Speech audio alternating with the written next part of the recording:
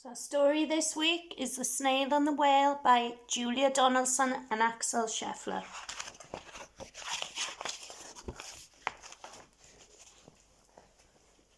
This is a tale of a tiny snail and a great big grey-blue humpback whale. This is a rock as black as soot, and this is a snail with an itchy foot. The sea snail slithered all over the rock and gazed at the sea and the ships in the dock. And as she gazed, she sniffed and sighed, "The sea is deep and the world is wide.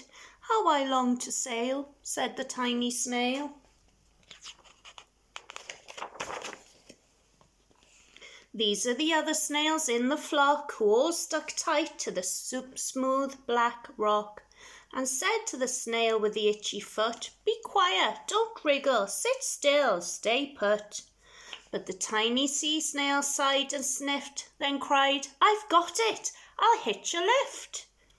This is the trail of the tiny snail, a slithery trail that looped and curled and said, "Lift wanted around the world."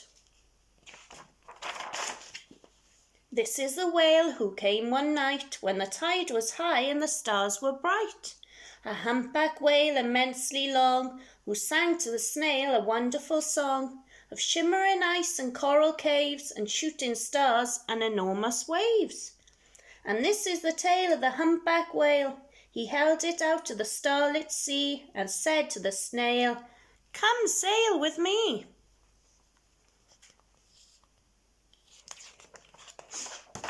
This is the sea so wild and free that carried the whale and the snail on his tail to towering icebergs and far-off lands with fiery mountains and golden sands. These are the waves that arched and crashed, that foamed and frolicked and sprayed and splashed the tiny snail on the tail of the whale. These are the caves beneath the waves where stripy fish with feathery fins and sharks with hideous toothy grins swam round the whale and the snail on his tail. This is the sky so vast and high, sometimes sunny and blue and warm, sometimes filled with a thunderstorm, with zigzag lightning flashing and frightening the tiny snail on the tail of the whale.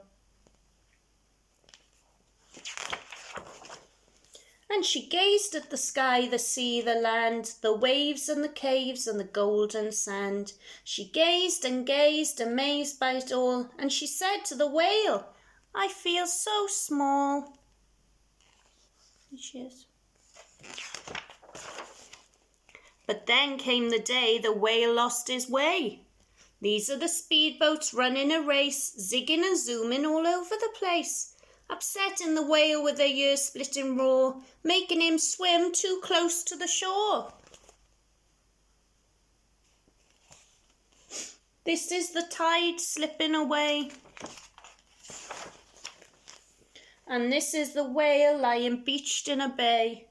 "Quick, off the sand, back to the sea," cried the snail. "I can't move on land, I'm too big," moaned the whale. The snail felt helpless and terribly small. Then, "I've got it," she cried, and started to crawl.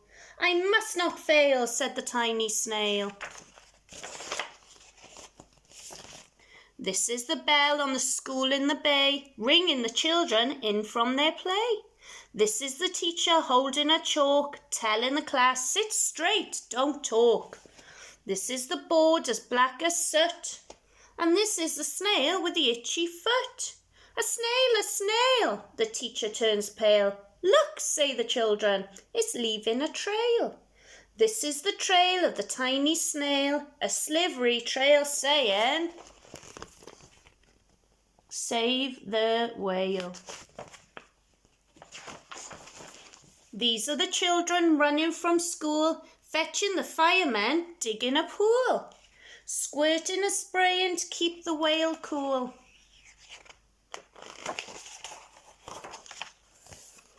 This is the tide coming into the bay, and these are the villagers shouting, "Hooray!" As the whale and the snail travel safely away, back to the dock and the flock on the rock, who said, "How time's flown, and haven't you grown?" And the whale and the snail told their wonderful tale of shimmering ice and coral caves, and shooting stars and enormous waves, and how the snail, so small and frail, with a looping, curling, silvery trail, saved the life of the humpback whale.